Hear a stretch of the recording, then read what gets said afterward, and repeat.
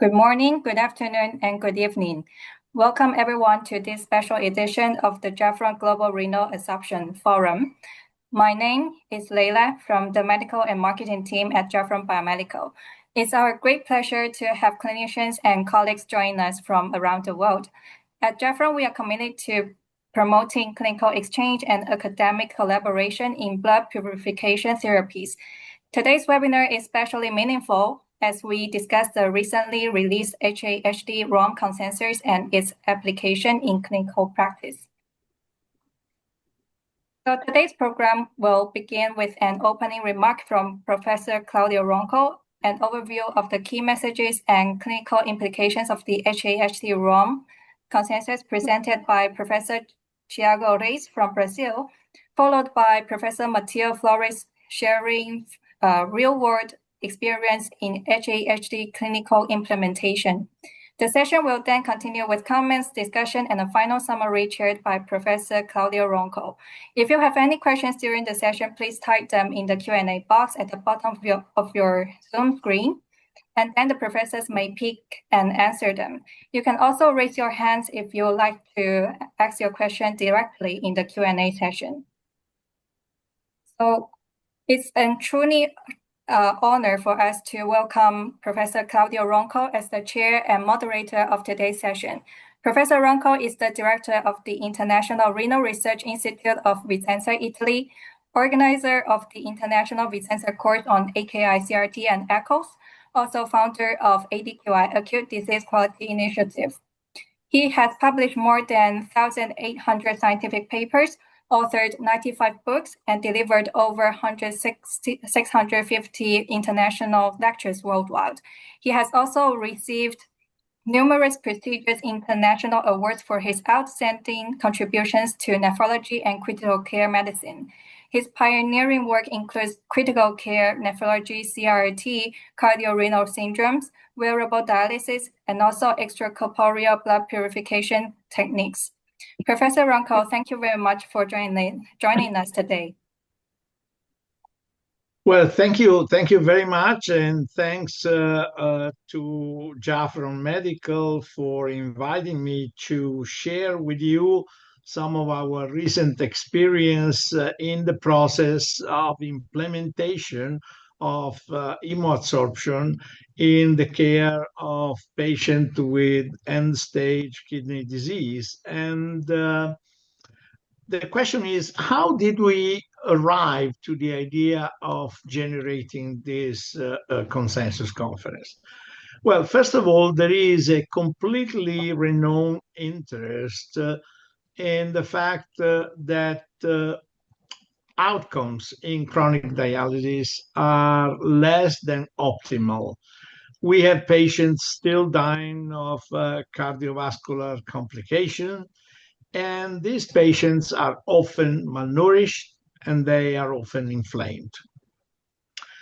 Thanks to recent research, we have actually somehow being able to connect these symptoms and outcomes with the presence of what we call retention molecules, which are molecules mostly in the middle to high molecular weight that are currently not removed by dialysis techniques intended as classical treatments. So the main question is, today, can we target this molecule for removal with innovative techniques? And there has been a big effort with the implementation of online hemodiafiltration, with the implementation of expanded hemodialysis, the use of superflux and protein-leaking membranes, somehow capable to remove, at least in part, some of the molecules that are classically retained by current dialysis techniques. However, these molecules are really sometimes really above the molecular weight or even the molecular radius of the size of the pores of current membranes, even the most sophisticated membranes. And this is the reason why, even in presence of the most modern techniques, the targeting middle molecules and large middle molecules often results in insufficient clearance of this solid. We have been clearly understanding the correlation between beta-2 microglobulin and cardiovascular complication and carpal tunnel syndrome, osteoarticular complication. We have been able to connect leptin with disturbances of the appetite and malnutrition, and kappa and lambda light chain with the presence of inflammation or oxidant stress, together with other DAMPs molecules such as cytokines or chemokines. So the main issue is that these molecules cannot be removed by classic dialysis techniques. And we have recently published in CJSON a list of these molecules and the list of treatments that may allow removal of these molecules. Among them, it resulted evident that when you exceed the molecular weight of 20,000 Dalton, or even you have protein-bound solutes, or specifically high hydration shell around the molecule, which increase the molecular radius, you may need a new type of mechanism, which is not anymore diffusion, is not convection, is adsorption. Now, adsorption can be used in combination with any type of other dialysis techniques. And that's why the great enthusiasm has risen about the concept of HAHD, which is basically hemoadsorption combined with any type of hemodialysis technique. Now, we are very well aware that for example, for hemodiafiltration, it took almost 40 years to get consensus on how to prescribe, how to deliver, what are the elements to be prescribed, and what are the elements that characterize an adequate treatment. So we decided that it would be an enormous waste of time to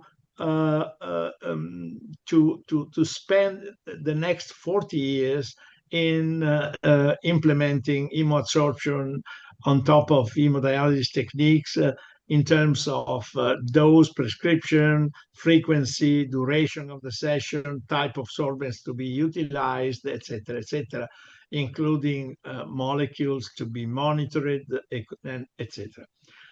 So the idea came from the fact that today artificial intelligence and large real-world data collection systems may allow to perform interesting real-world trials, or at least silico trials, that allow us to infer information on how best apply this new hemoadsorption hemodialysis and what is the typical population that may benefit from the application of this therapy. Having said that, we decided also based on recent process of consensus for implementation held in China by Professor Zhuo Li and colleagues, we also seek the collaboration of Chinese colleagues, such as Professor Kai, who was president of the Chinese Society of Nephrology, but also the collaboration of the EUDL group from ERA Association, and by a collaboration of different experts in the area of Europe, Middle East, and Asia. And we wanted to put together a session on consensus based on the pathophysiological rationale of application and based on the, let's say, reasonable indication for starting the therapy, for prescribing duration and frequency, blood flow, characteristic of the extracorporeal circuit, etc. In this way, we could put together, and Professor Tiago and Professor Flores will show that, we put together a kind of a series of recommendations, which may not be perfect, but they are certainly the base to start on a common ground to avoid to develop hundreds of small trials that are using different parameters and different characteristics and produce data that are hardly comparable or not comparable at all in the long run. We came from the large experience of organizing ADQI, the Acute Disease Quality Initiative, of which I am one of the founders. And therefore, we decided to recruit experts from all over the world to join us in Rome last year in 2025 and get them together to agree on the most logical, suitable application modality of this therapy, leading to the level of consensus, which was definitely improved by slide modification and discussion in small groups, and finally presented to the plenary sessions. And we ended up with a publication on the Nephrology, Dialysis, and Transplantation Journal, which was mostly merit of our Tiago Reis, who made a lot of writing and efforts in putting down all the questions and statements that we have identified during the treatment. For this reason, and having explained what is the background of this consensus, and also telling you that we wanted to follow today's rules and suggestion of what is called implementation science, which is basically a modality of standardizing the approach to implement a new therapy with some standard of operation, which may represent in the future the key to produce reproducible data and comparable data. Is my pleasure now to introduce the two speakers. The first speaker is Professor Tiago Reis from Brazil. He is nephrologist at the Division of Nephrology, University of Sao Paulo, School of Medicine in Brazil, Sao Paulo. Is a clinical scientific researcher and CP Quali Clinical Research Center. He did a research fellowship at the International Renal Research Institute of Vicenza at the University of Padua in Italy on 2020 and 2023. He did his training in clinical research on principle and practice of clinical research at the Harvard Healthcare System and at the Chan School of Public Health online in 2022. He has authored more than 60 scientific articles with more than 4,800 citations, and it is actually the first name on the publication of HAHD consensus statement. So, Tiago, you will be asked to cover the topic understanding the hemoadsorption hemodialysis Rome consensus, telling us what the key messages and the clinical implications are of this statement. Thank you for the kind introduction, Professor Ronco. I'm thrilled with this opportunity to share what has been this effort, and I would like to acknowledge Jafron's support all over this process. So namely, Leila and Felicia, they are really supporting our work. Actually, it was a huge effort, and we gathered colleagues from Europe, the Americas, Africa, Asia. So this is an inclusive statement. It was really tough to get this published on nephrology, dialysis, and transplantation. So the reviewers gave us a hard time, but actually it improved a lot our paper. It's also a pleasure to be here with Mateo Flores. He has huge experience in the field and contribute a lot to the final product that we developed together. Without further ado, I'll share my screen and start my presentation.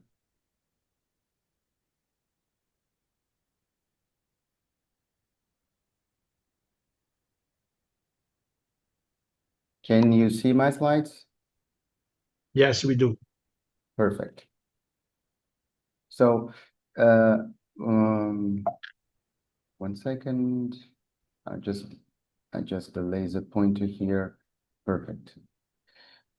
We are talking about a resin of this material, polystyrene divinyl benzene, which is the main compound of the resin of the beads that we use for hemoadsorption. Briefly, this is the chemical structure of styrene and divinyl benzene that get combined in the presence of a solvent, for example, like toluene. And this is the representation here in the dotted lines of the chemical interactions between these two molecules. And these molecules have affinity for different solutes, as already mentioned by Professor Ronco. And here I've represented one of the protein-bound uremic toxins, which is indoxyl sulfate, that get trapped in this net of styrene divinyl benzene. This solvent can absorb medications and poisons, bilirubin, bile acids, damps like cytokines, myoglobin, iodinated contrast. Our interest here, uremic toxins, but also medications like ticagrelor and factor Xa inhibitors. This is the structure. We have a plastic cylinder filled with the beads, and blood gets in the cartridge from left to right. These caps, they do have a net that prevent the beads or particles to embolize to the patient's bloodstream. Here is the representation of the lead at the left of the flow of blood and plasma through the beads, but the process of absorption occurs inside the beads, not on the outer surface, where it's represented here. So this is a trabecular structure, a porous structure, and the process of absorption occurs inside the beads. This is the representation of the extracorporeal circuit. So here in the top, it's a hemodialysis circuit, a normal hemodialysis circuit. So blood comes from left to right, and here is the filter. And when we deliver HAHD, we place the cartridge in the pre-filter position. So it's like upstream the dialysis filter. And here is the representation of one of the treatments that we carried out here in our institution. So blood comes here, passes through the cartridge, then the filter, and then is returned to the patient. Here, for example, the blood is coming down up the cartridge, the line does this loop here, and then in the filter from top to the bottom. It's also possible to apply hemoadsorption in conjunction with hemodiafiltration. And the only difference is that in hemodiafiltration, as we perform here and in Italy in general, our replacement solution gets in the circuit in the post-filter limb of the lines. And here is the representation of a machine carrying out both treatments, hemoadsorption plus hemodiafiltration. And here is the representation of the additional lines that we insert in the circuit so that we can connect the cartridge. In this example here, the blood would come down up here in the cartridge, does this loop, and then enters the filter in the top of it. And the indications for hemoadsorption are related to unmet needs of kidney failure patients. So it's common to see those patients with the frailty syndrome, which it's a broad condition that involves cognitive impairment, uremia, polypharmacy, anemia, obesity, mineral-borne disease, malnutrition and protein energy wasting, sarcopenia, and also dialysis-related factors such as intradialytic hypertension. In a dialysis facility, it's relevant to classify the epidemiology of that unit in terms of frailty. So there is the clinical frailty scale, which divides patients based on their performance on daily activities from very fit to patients that are living with very severe frailty syndrome and all the other granular stages in this condition. For patients selected in HAHD, in the consensus, we are strong in the role of patient-reported outcomes. And one of the figures, we represent different conditions, how we assess the severity of those conditions, but also it's relevant to mention the possible other etiologies associated with that condition that are not related to uremia. So, for instance, for restless leg syndrome, which is a prevalent condition in kidney failure patients, there is the International Restless Leg Syndrome Rating Scale. Therefore, we apply this scale, and for patients with severe or very severe scores, which means above 21 in a scale from 1 to 40, this might be a candidate for the therapy. Nevertheless, it's important to exclude that those symptoms are not associated with, for example, sleep-related leg cramps or positional leg discomfort or akathisia associated, for example, with neuroleptic medications or extrapyramidal syndrome. Another prevalent condition is chronic kidney disease-associated pruritus. We encourage the use of the worst itching numerical scale, which rates from 0 to 10, the severity of pruritus. And patients with more than 4 points in that scale might be candidates for therapy. But some conditions might mimic the CKD-associated pruritus syndrome. For example, atopic dermatitis, psoriasis, dermatophytosis, and cirrhosis. So we have to exclude all those diagnostic to then incorporate uremia for those manifestations. Frailty syndrome, which is graded on the scale that I've mentioned, but when patients develop that condition, we need to exclude that there is an ongoing infection or neoplasia, effect from drugs, and also dementia. And finally, another example would be post-dialysis recovery time. And we assess that asking the patient how many hours it takes to recover from after the session. However, some conditions such as intra or post-dialytic hypotension may lead to those symptoms and perhaps are not directly related to uremia.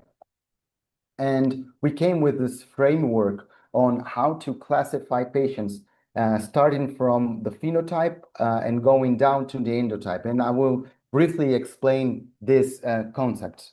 So first, the phenotype would be patients, of course, with CKD, but not with pre-dialytic CKD, of course.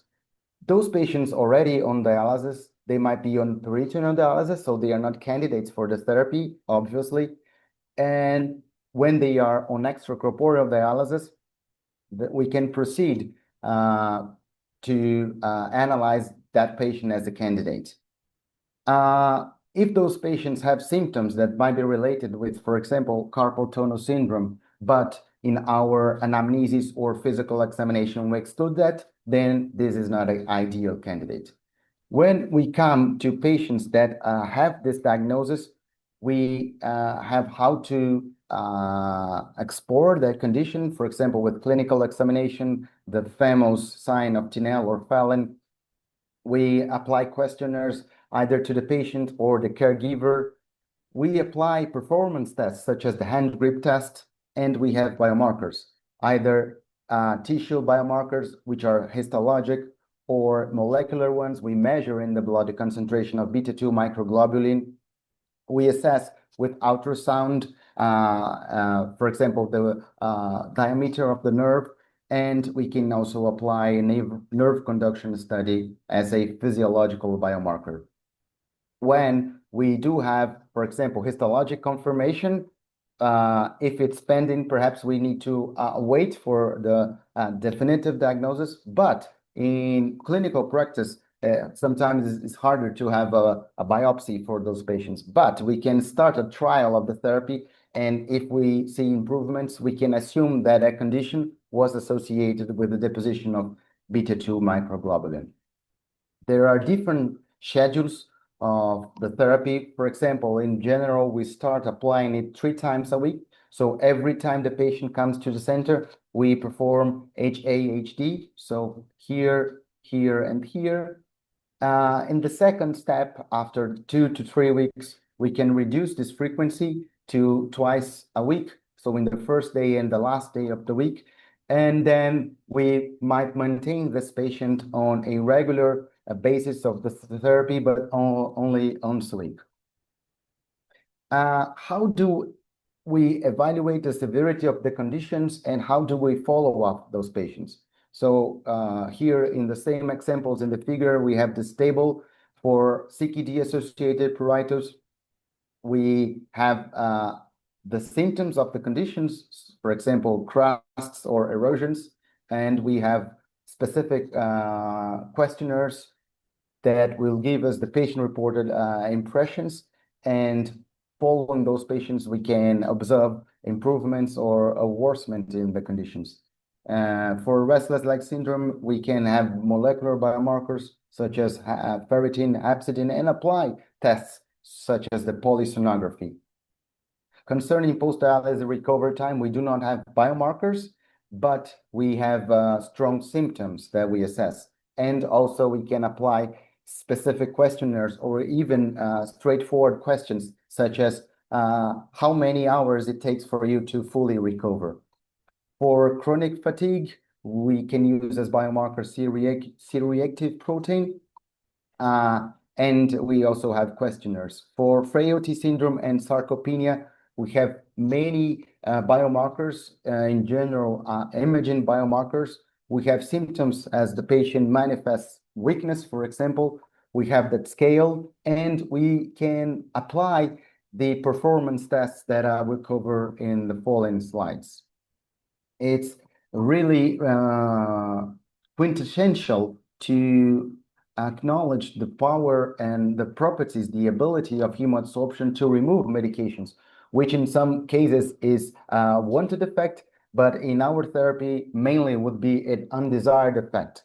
We need to take that into account. For example, if we remove factor A inhibitors such as apixaban, the patient might develop thrombotic events, or for example, if this patient is treating deep vein thrombosis or pulmonary embolism, this might worsen the condition. For patients on ticagrelor, the same thing. We can, if this patient is using it after the placement of a coronary stent, this can prompt this patient to have a ischemic event. For hypertensive drugs such as amlodipine, we can this patient can develop a hypertensive crisis since we might be removing it. Patients treating infections, for example, with teicoplanin, we can have failure of the therapy because of the removal of the antibiotic, and then so on and so forth with different medications. Well, there are 2 concepts that are closely related and entangled, which is rehabilitation of kidney failure patients, and the way to assess it, applying performance tests and using performance tests as an outcome for clinical trials. We acknowledge that in the paper. For those patients, it's more important to hold their family baby members than to have an ideal phosphate concentration or an ideal KT over V. And performance tests have been explored over more than 40 years ago. So this picture is from the Vicenza Hospital. And we also apply this in our reality here in physiotherapy, both intradialytic here in the bottom, but also in the interdialytic interval. And some example of performance tests are the hand grip test, the timed up and go, the tube test, where the patient is in the chair, he stands, walks 3 meters and return, and we measure the time for doing this activity. The 60-second sit to stand test is also a good tool to evaluate the physical performance of patients, where in 1 minute we ask the patient to do as many repetitions as possible of being sit and then standing during 1 minute. What about the real world practice?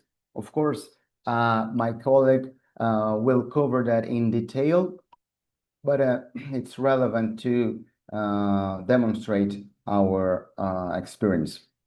For example, with restless leg syndrome, which it's have this myriad of clinical symptoms such as nighttime twitching, burning, itching, and aching on the joints and the musculature, there is this restless leg syndrome rating scale. This scale has 10 questions. So, for example, how would you rate the discomfort? How would you rate the need to move around? How much relief do you get moving around? And how severe is the sleep disruption due to that condition? And goes on and on with these 10 items. And recently, one of our colleagues, Gonzalo Ramirez Guerrero from Chile, he was also in this statement consensus. They reported an interesting case. So they had a patient with starting at the baseline value of 32, and this scale is here depicted in the right. We have mild when this score is up to 10, moderate from 11 to 20, severe 21 to 30, and finally very severe from, here would be 31 to 40. So they started with HAHD, and after one session in a week, a time frame, there was a relevant reduction to less than 8. And then after 1 week, this patient had a sort of rebound of the symptoms, and the therapy was applied again.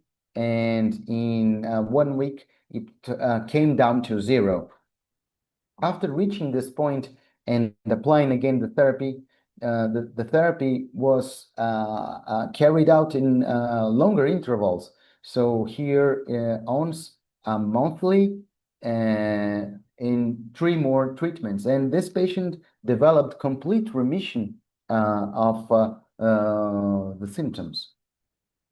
In CKD-associated pruritus, this is the scale, the visual scale, and we ask the patient to classify from 0 to 10 the severity of the itching.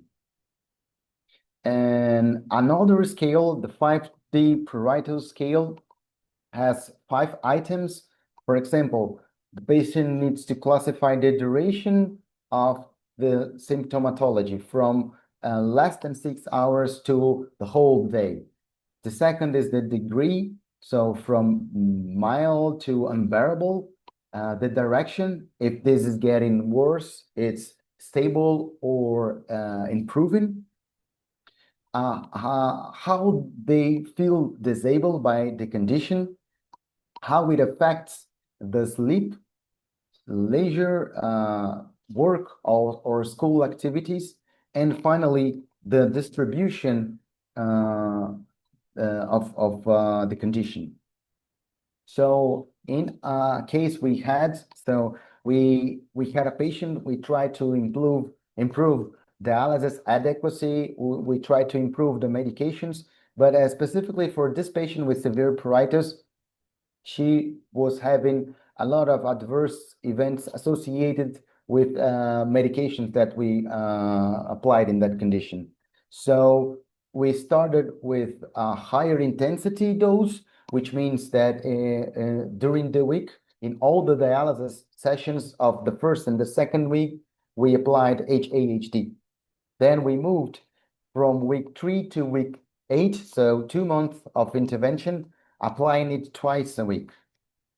And this was really impressive. So in the first session, the baseline score was 7. After 1 month, it reduced to 4. Finally, it came to 1 after 8 weeks. And for example, one of the domains of that questionnaire, the 5D pruritus questionnaire, concerning the duration. In the first session, the patient complained of the symptomatology lasting up to 23 hours a day.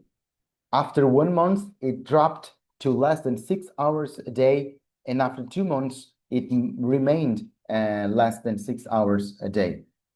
And this was the distribution of the pruritus. It's really impressive that it was covering almost all parts of her body. Then after 1 month, we have a reduction in the tides.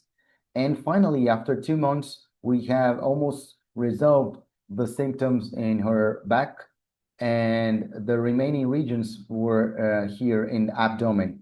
However, even if it persisted in the abdomen, it's clear that these correlations were really reduced from the first session and comparing it to 2 months.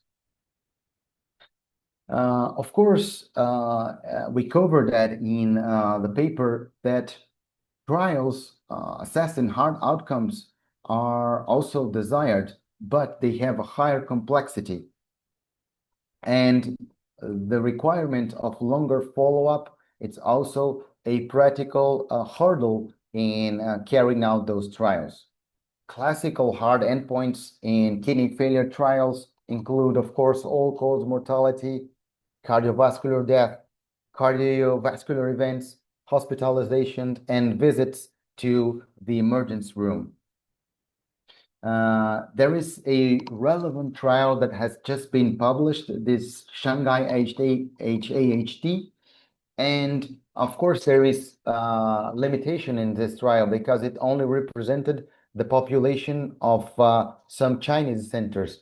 And what we intend to make clear with our consensus statement is that we also need multi-center and international collaborations to apply trials using similar frameworks so that we can compare results from different regions and come to conclusions whether in different regions different approaches should be explored. So briefly, this was a remarkable trial and a landmark in the area of HAHD. So patients, I've covered here the PICOT framework where we have for P the patients. So we're kidney failure patients. 1,300 patients were randomized to either receive low flux HD versus HAHD. Those patients on low flux HD, they also could carry out hemodiafiltration sessions, and the frequency of those sessions were in general once every 2 weeks. The outcome was all-cause mortality, and the follow-up time was 39 months. Relevant to comparisons between dialysis in the Western world and in the Asian Pacific region is the blood flow. For example, in general, in the West, higher blood flows are desired around 350 up to 450 mLs per minute. However, in Asia, including China and Japan, blood flows are in general in the range of 200 to 250 mLs per minute. And this is a relevant factor when we are comparing outcomes of the therapy, because some limitations of the outcomes might be associated with blood flow. So this is why it's relevant to standardize treatments.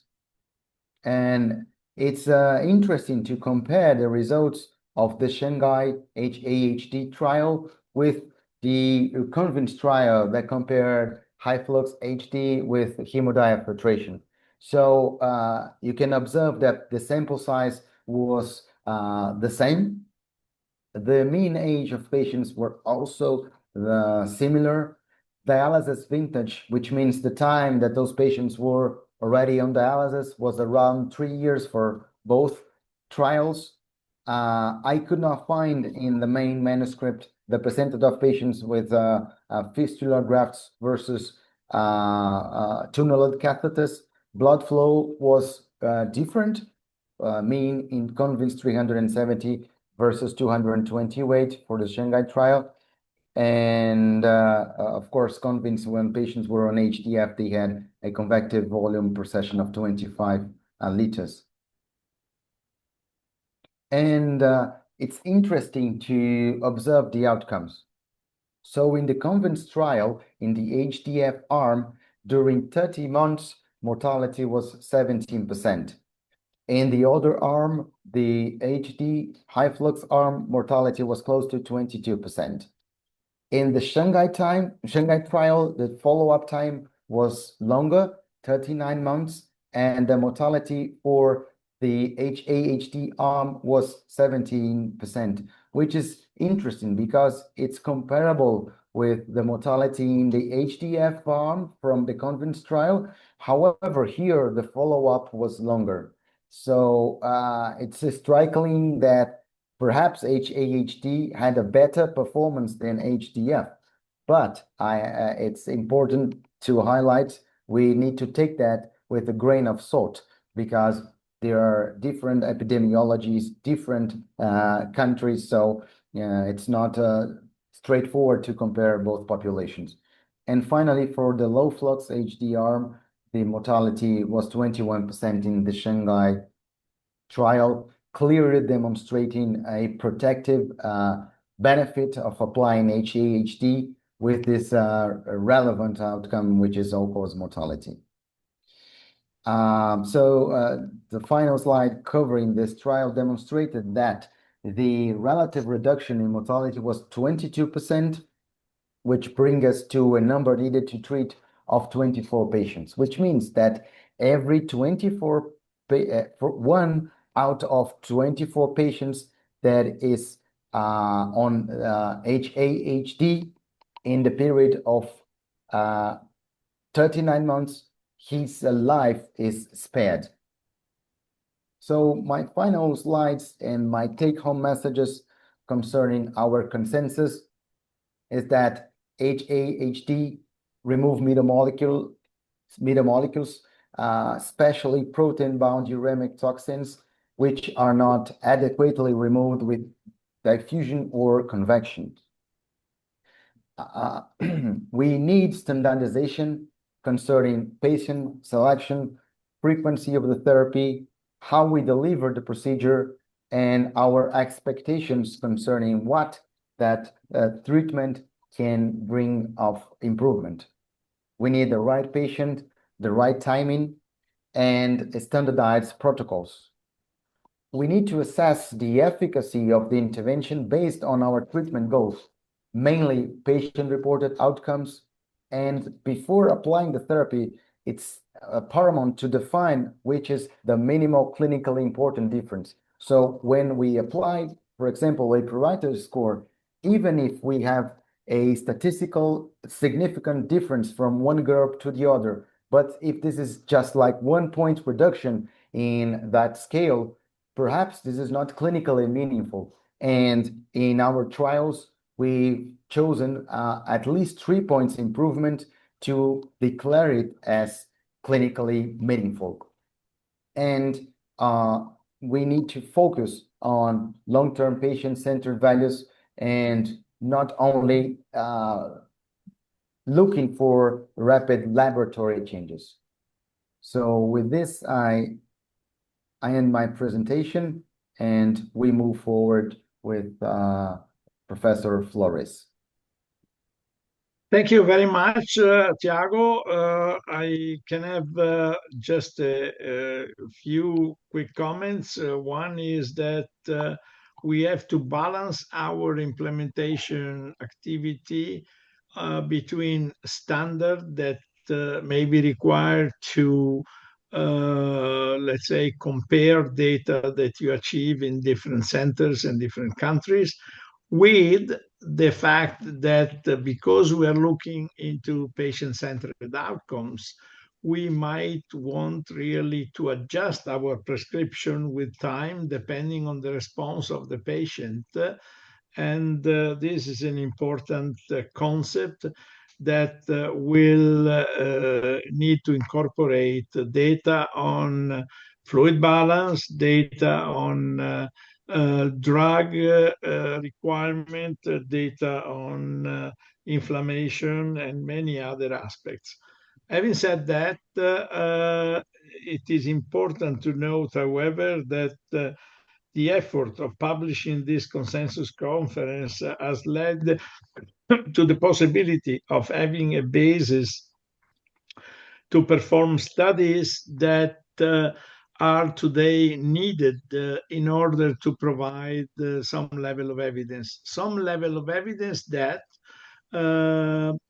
it is different from the old criteria of evidence-based medicine. Large randomized controlled data probably are very difficult, if not impossible, to achieve, while real-world data collection may represent the possibility of the most recent approach, including the fact that we have today machine learning, a capacity of a Bayesian application of new technologies that may tell and teach us how to improve and implement our innovation in dialysis. It's time now to have Professor Matteo Flores from Sardinia, Italy. He is a tenured track assistant professor, Department of Medical Science and Public Health at the University of Cagliari, Nephrology, Dialysis and Transplantation Unit at the Brozzo Hospital in Cagliari. He has been Research Fellow, International Renal Research Institute with us in Vicenza from 2010 to 2011, and is visiting instructor, nephrology unit at the University of Virginia in USA in 2014.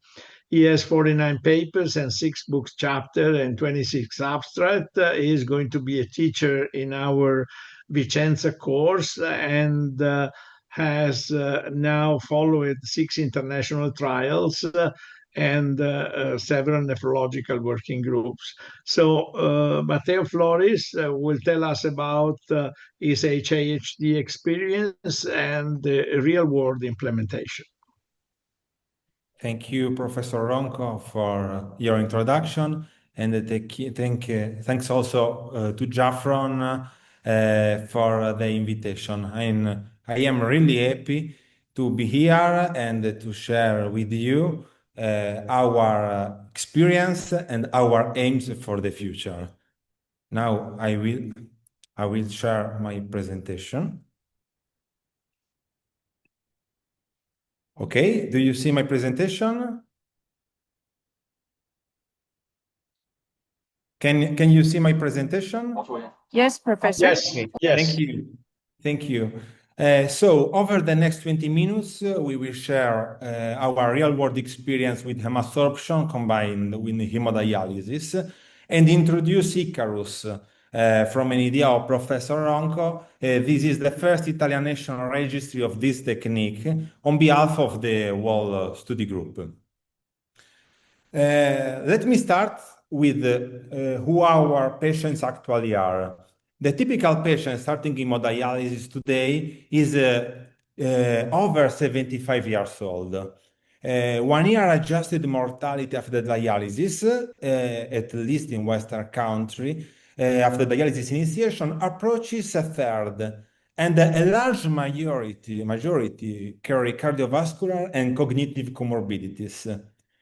This is an elderly, multi-comorbid and fragile population, and is this the population that carries the daily burden of hemodialysis? Despite the technological progress, like high flux HD, hemodiafiltration, expanded HD, this patient, as we saw from previous presentation of Professor Reis, still carry an heavy symptom burden. Pruritus affects around 40%, sleep disorders up to 80%, and restless leg about a third. And we see a very high rate of microinflammation, secondary HPT, and hypertension. And the common thread is that middle molecules and the protein bond solutes, toxins, are poorly cleared by the techniques. And and as a consequence, there is a sort of intoxication even in patients undergoing standard treatments. Importantly, patients rank their symptoms differently from how we rank by the frequency. Fatigue is the most prevalent symptom, but sleep alterations, pain, and itching weigh most heavily on quality of life. So the message is simple and hard. Patient-reported outcomes deserve the same attention as our clinical and biochemical parameters.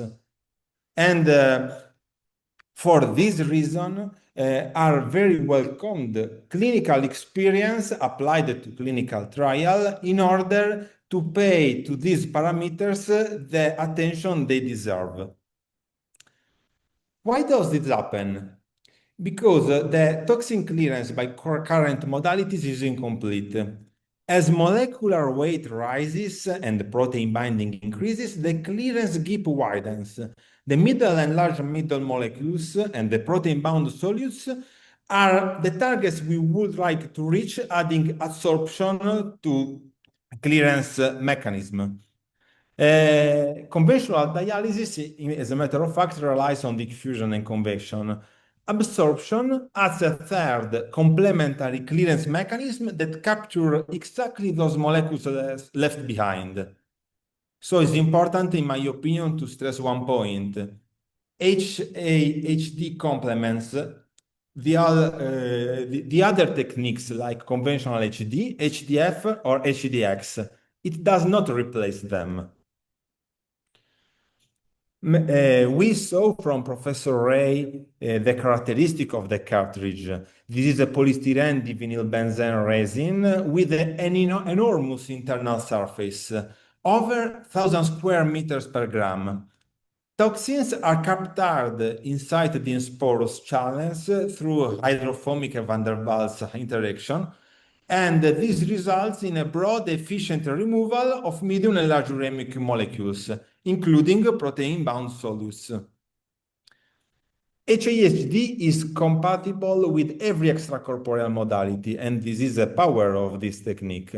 So the cartridge always sits before the dialyzer with the usual heparin dose and standard dialysate, and you can combine with a low flux HD, high flux HD, expanded HD, with medium cutoff membranes or hemodiafiltration.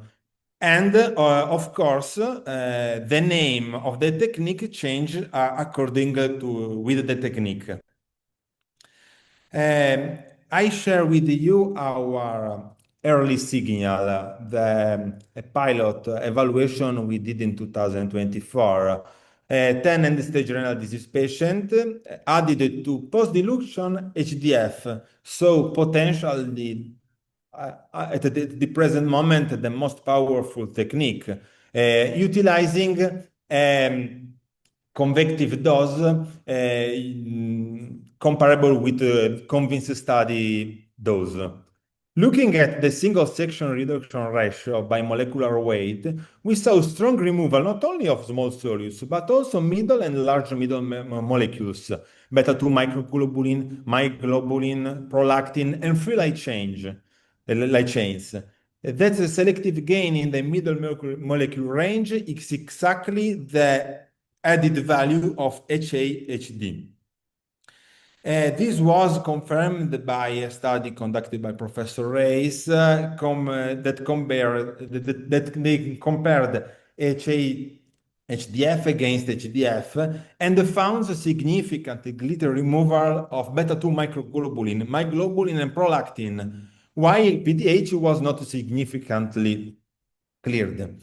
Again, we saw that middle and large middle molecules are cleared more adding this technique. So we have a mechanism, we have a signal. Now the problem is between the consensus, the aim, and the practice. The ROM 2025 consensus give us definition, standardized prescription, endophenotype driving indication, and an explicit call for registries. Real-world practice instead is fragmented. As we heard from the previous presentation, wide variability in prescription and selection, mostly small single-center serious, and almost no patient-reported outcomes are present in routine care. So there was no prospective real-world registry, especially in Western countries, until now. From an idea of Professor Ronco, was developed the Icarus studies. That means Italian Cooperative Hemabsorption Study for relief of uremic symptoms.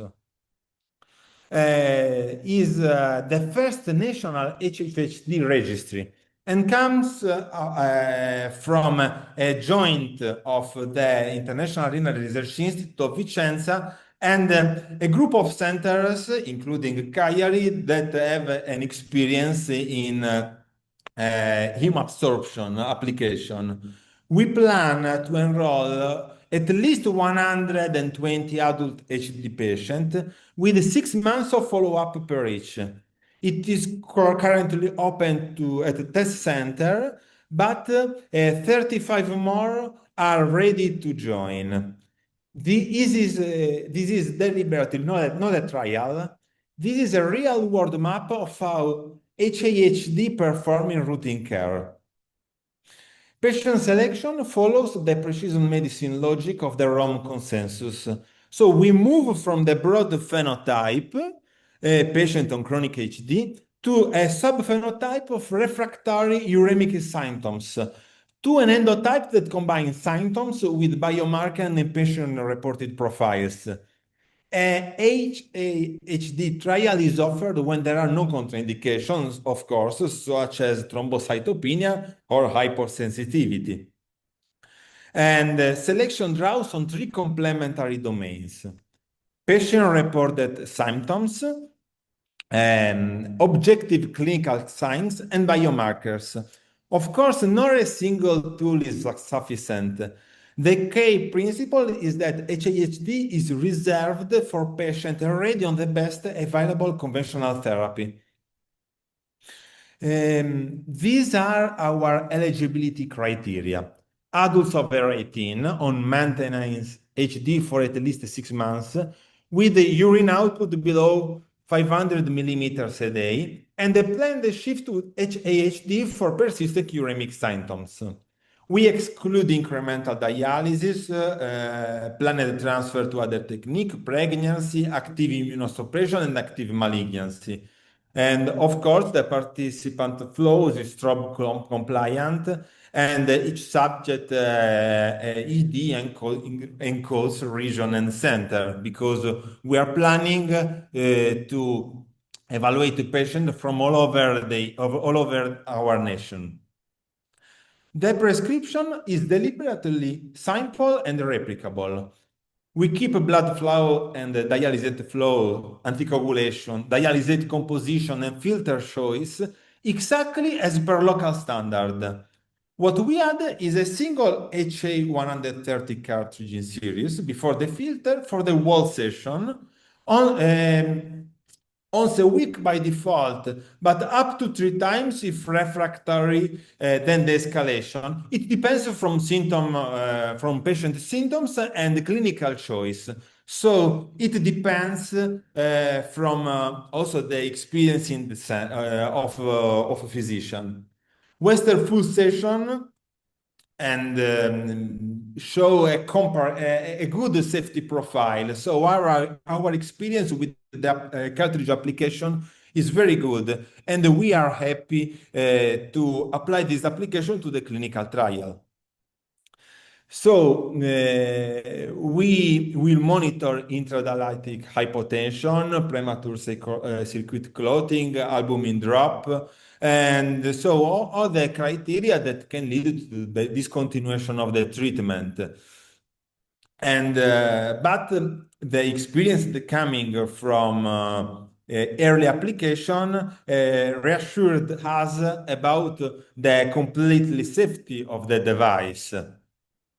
And of course, it's very important to think about the role in drug absorption. We saw from the Rome consensus and the publication of the NDT that non-selective absorption can remove a lot of substances, including factors 10 inhibitors, drugs like ticagrelor or teicoplanin, some anticonvulsivants. So a practical rule can be applied.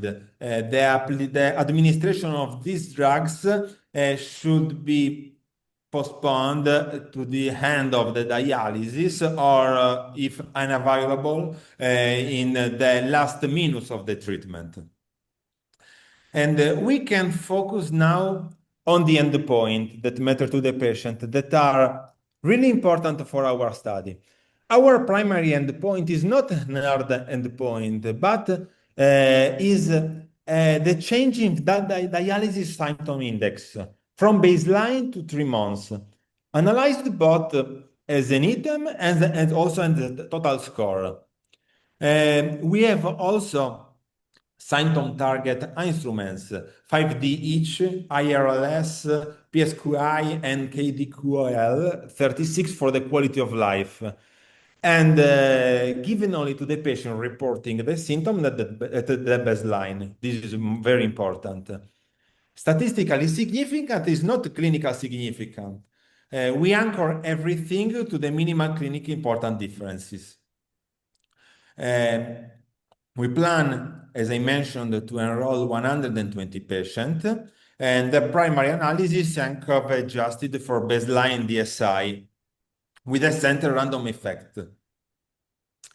Beyond the symptoms, we also aim to track toxin removal. So beta-2 microglobulin, indoxin and pic-resid sulfate, PTH, and also an exploratory proteomic profile, inflammation markers and anemia through the erythropoietin resistant index will be searched during the study. As well, nutrition and clinical outcomes such as protein energy wasting, the malnutrition inflammation score, hospitalization and cardiovascular events.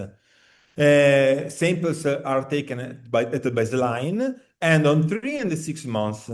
And also we are building a biobank in order to be ready for ancillary studies. The war registry runs over 18 months, starting from site activation and ending with analysis and report. Now we are just starting the enrollment in the first 10 centers that are available. But we are ready to work hard during the summer in order to increase the number of centers joining the study. So if we place Icarus in the wider evidence, of course, we have to think about the Shanghai randomized study. The first one published in Blood Purification in 2022, that followed and a higher number of patients across 30 centers, adding hemoperfusion every 2 weeks in order to remove beta-2 microglobulin and PTH. Our studies is definitely more focused on symptoms, reflecting the difference of the population and also dialysis technique in Western countries, especially in Italy. The good results were also confirmed by Cheng and colleagues in 2022 meta-analysis, and lastly, in the second Shanghai study that was recently published in Nature Communication. This is, of course, a separate cohort with numbers different from the first study, and the results are very interesting. We are looking forward to see how these results can be declined to our population.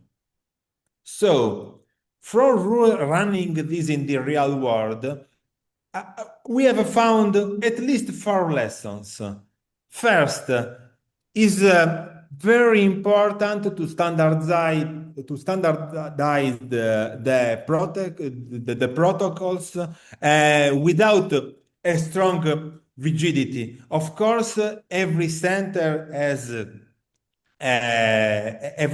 every center has some specificities and every region also, so it's very important.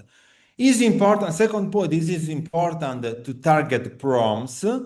Is very important also to think about the load of the application of this technique to all nursing population and also to the application to the clinical practice. And also it's very important to capture all the data in order to evaluate the effects of the treatments. And this is an old slide that show the improvement of dialysis treatment, and the absorption, of course, was really important, was a step, a significant step in removal of inflammatory mediators. Right now, we are aiming to moving to the next step, obtaining a low inflammatory impact dialysis. So thank you very much for your attention, and I'm ready for the discussion with you. Thank you. Thank you very much, Matteo, and I'm ready to present to the speakers a couple of questions that already came up. And one is directly to you, Matteo. Considering the added cost of the adsorption cartridge, is there a measurable improvement in patient quality of life? But most of all, is there a reduction in the overall cost related to hospitalization, use of drugs, etc.? Thank you for the question, Professor. I think that the patient treated in maintenance hemodialysis often require a high number of hospitalization, and we also see from our experience that there is an increase in the length of the hospitalization. Every hospitalization days cost at least in Italy from 12 to 15 times of cartridge cost.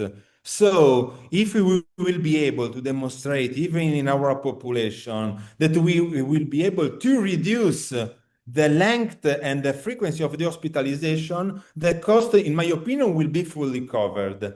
And also we have to think that we are aiming to improve the quality of life of our patient, that represent an opportunity for all of them from benefit of the life, from the family, and also to improve their experience of the care.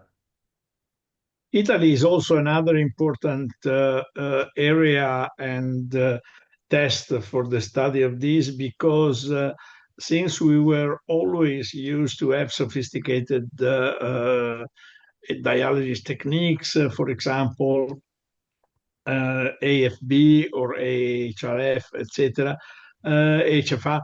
The point is probably centers will apply hemoabsorption 3 times a week in the attach phase and possibly also in the maintenance phase. Now, the interesting aspect related to what Tiago has presented is that he mentioned the different tests that can be done to quantify the benefit. Do you think that in the future we will be able also to explore real survival benefits in these patients?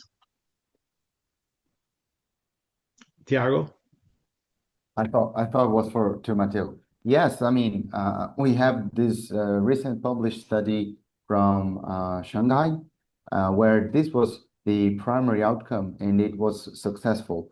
But as you've mentioned, it's really a hard task to carry out this huge trial, this big confirmatory trial. It requires 3 years of follow-up at least, and perhaps 5 years of preparing and getting all the bureaucracy. I think for the moment, at least here in my country and also in the Americas, it's not feasible for the moment. But one important thing is gathering the real world evidence and also concerning costs. In general, the reality here in the Americas is 20% of patients have a private healthcare insurance and 80% public. Now in the public, I don't see a possibility to apply except in academic units, but in non-academic units is hard because people still do reuse, for example. So this should be improved prior to doing HAHD. But in the private sector, if we have strict selection criteria for those patients and we demonstrate that they have refractory conditions, we can start having evidence there that then we can translate to the public demonstrating also savings from that strategy. Here comes a very interesting question. So from the audience says, are there any standard general protocols for HAHD indication and clinical use instead of relying on institution-specific protocols? I think that my question added to this will be, do you think this is a rescue therapy? We all concentrated on symptoms, right? Or can it be also an elective therapy? So instead of waiting complication to develop, can we think about treating patients before complication develop? So this is a question for both of you. Okay, can I tackle this Tiago first, first. Matteo? Okay. Tiago first, So go.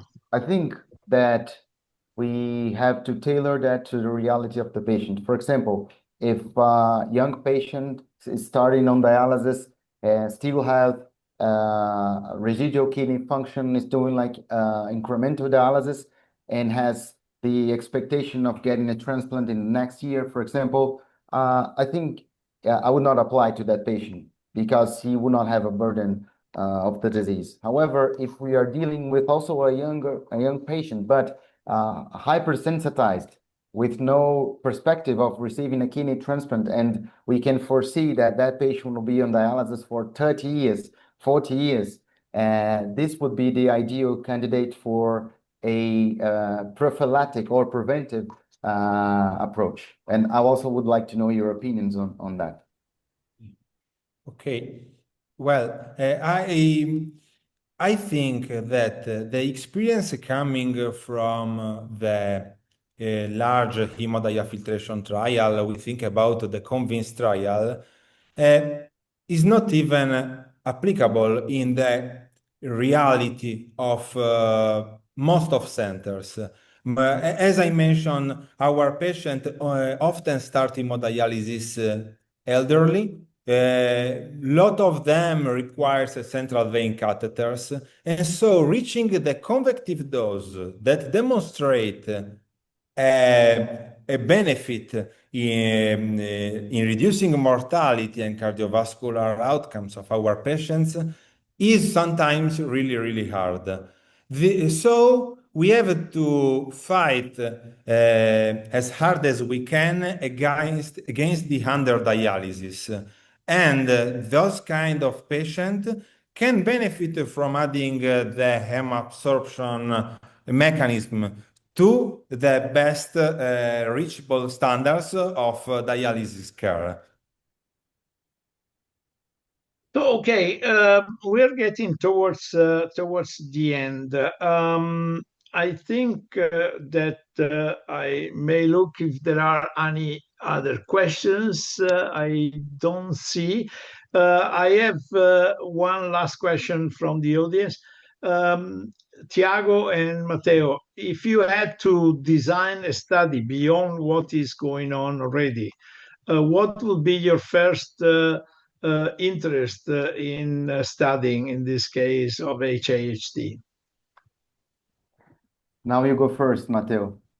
Okay, so essentially, right now, I think that it will be very interesting to increase the level of standardization of this treatment, because of course we are talking about the personalization, but in order to let the wide application of this technique and also to see maybe an increase of benefit, probably it would be nice to work in define exactly the criteria beyond the single physician that can bring to obtain a real advantage for our patient with a clear definition of outcomes and possibly focusing also on hard outcomes. So this is a strong invitation to read the paper on the HAHD consensus conference, because it contains all the indications for characterizing the criteria of application and the modality of application in future studies. Tiago? Well, as you might know, my dear mentor is famous for collaborations with different specialties in medicine. So now my goal is to assess pain on dialysis patients, because they came to me, those patients on HAHD, and proactively they told me that they have reduced pain.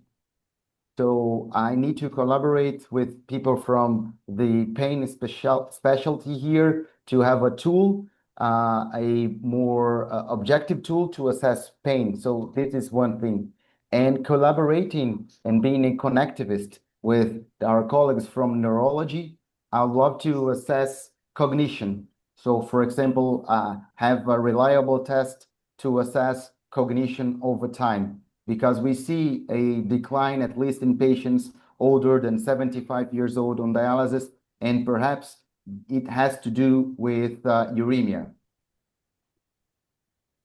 Okay, getting to the conclusion, I may want to summarize that two presentations were very interesting, and I think they just scratched the surface of the possibilities offered by hemoabsorption hemodialysis. Nevertheless, there are several pieces of evidence to come, including there is one book that will be published in October this year on the serious contribution to nephrology that will allow you to see what is the process and the journey to target middle molecules and large middle molecules in patients with kidney failure. And hemoabsorption hemodialysis seems to overcome in performance any other treatment, or at least it can be done on top of what is called today the golden standard. If I can have the following slide, I would like also to remind you that there are initiatives coming out. One is this HAHD, Living Well with Dialysis, in Glasgow. You can actually follow at booth C160 the Jafron proposals. This is from June 3 to June 6. Then after that, there is another option, which is the International Hemoabsorption Day in Milan, Living Well with Dialysis again, and this will be another possibility. In Vicenza, Italy, from June 16 to June 18, we will present hemoabsorption in the acute patients, and this is the typical course on AKI and CRRT. And finally, you still have the possibility, in the next slide, to send a abstract to the annual meeting of the International Society of Blood Purification that will be held in Rome, October 7 to 9, 2026. And you will have the possibility, looking at the website of the International Renal Research Institute of Vicenza, on the data and the details about submitting an abstract and registering for this important conference, where hemodialysis hemoabsorption will represent one of the pillars of the final discussion. I think today we are lucky enough to have these new technologies. We are lucky that we have also new methodologies to seek the achievement of the evidence required for a practical implementation. Although one main message was given by the speakers, which is the endotyping and the phenotyping of the patients who may require this therapy and may benefit. If we apply probably to the overall population, results may be a little less significant, while if we apply to specific population, doing what we call today enriched population trials, we may actually achieve the results that we're looking forward. With this, I thank you very much for your attendance, and I wish to meet you in one of the next initiatives, including the Vicenza course and the ISBP meeting in Rome in October. Thank you to the speaker, and thank you to Jafron for organizing this. Thank you very much, Professor Ronco, for your excellent moderation and insightful summary. And on behalf of Jafron, I would also like to sincerely thank Professor Thiago Reis and Professor Matilde Flores for their valuable presentations and clinical insights. And of course, many thanks to all of the participants from around the world for joining us today. Thank you so much for your participation and support. We look forward to seeing you again at our future academic events. Thank you very much. Thank you. Goodbye. Have a good day. Thank you. Bye-bye.